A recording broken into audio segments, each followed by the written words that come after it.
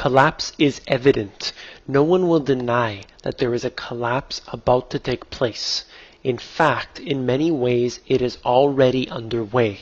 I'm going to go through 10 of the different reasons why that is so. And these are by no means the only reasons. These are just 10 that I chose from a list that I will provide to you in the description of this video. Number 1. The home ownership rate in the United States has dropped to the lowest level in 19 years. This means that people are unable to afford homes. The trend has reversed with the subprime mortgage crisis. And even though interest rates are rock bottom right now, people are still unable to afford homes in the United States, and they are forced to become renters. This is a growing trend and will continue to spread throughout the US and other countries around the world. Number 2.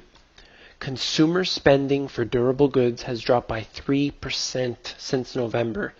People are simply unable to buy what they need to because their debt has been maxed out and they are simply unable to afford any more. As I will talk about further, the food stamps and other social assistance programs are at all-time highs right now. Number 3, major retailers are closing stores at the fastest pace that we've seen since the collapse of Lehman Brothers. So after the financial crisis, Lehman Brothers had collapsed, and this sent a shockwave through the system. And as stated here, major retailers started closing stores rapidly, and that trend is escalating right now. Why? Because people are simply unable to afford those products. And what does that say about the economy? That it is drying up very rapidly. Number 4. According to the Bureau of Labor Statistics, 20% of all families in the United States do not have a single member that is employed. That means that 1 out of 5 homes have nobody employed in them.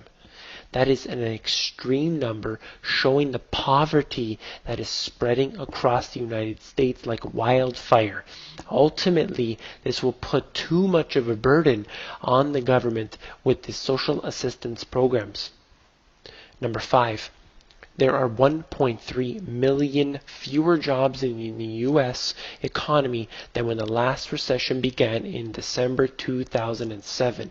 And that is at the same time the U.S. having a growing population.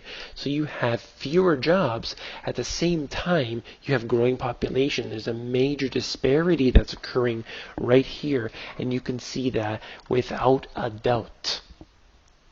According to a new report from the National Employment Law Project, the quality of the jobs that are being quote-unquote created since the end of the last recession does not match the quality of the jobs lost during the last recession. So what are they doing? As I've talked about many times before, they're hiring part-time workers, they're giving them less hours, and now with Obamacare, the small business owners are simply going for the part-time employees instead of the full-time so that they don't have to pay out on Obamacare. So this is what's happening here. The jobs are not being replenished. Many people are forced to take on 2 and 3 jobs, whereas they can skew the numbers doing this. So this is really a fallacy. After adjusting for inflation, men who work full-time in America today make less money than men who worked full-time in America 40 years ago. Now, only a few decades ago, 2 people did not need to work to support that home. Yet that is the case for most families today, and they can barely scrape by. Many things have changed since then. The inflation rates are dramatically higher than they were, despite what the numbers are showing us, because energy prices have risen, food prices have risen, and it does not correspond to the wages that people are getting today. Number 8, 62% of all Americans make $20 or less an hour at this point. What does that say about the economy? When you can get a job, but that job is paying you barely enough, perhaps half of what you were getting before being laid off, and this is the only thing you can take, so you end up taking it, that says that the economy is far gone. All of those high-paying wages have been shipped overseas. All those manufacturing jobs, good quality jobs, shipped overseas to the third world using taxpayer money.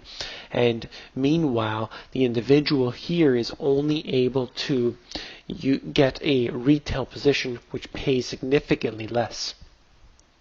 Number 9, 69% of the federal budget is spent either on entitlements or on welfare programs. Something that I make clear in my book is that they will have to reform the entitlement programs such as Social Security and Medicare, Medicaid, these type of things. If they do not, they're going to have to go bankrupt.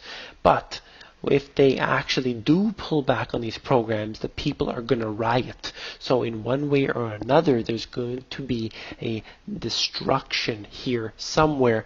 Where it happens first, we'll have to see. And number 10, there are now 49 million Americans that are dealing with food insecurity. This, to me, is the most dramatic of all these statistics. When nearly 50 million people are unable to eat without the government's help, what does that say about the economy? And the fact is that it is long gone. If they pull that crutch away from the system, there will be mass riots in the streets. And that's what I see happening if things do not change. And unfortunately, it doesn't look like they will anytime soon. I hope you enjoyed this video. Please give me a thumbs up to signal that you would like more of this kind of video. And don't forget to get onto the Money GPS Insiders. That's where I can give out more information like this through the email system. And I will see you all on there.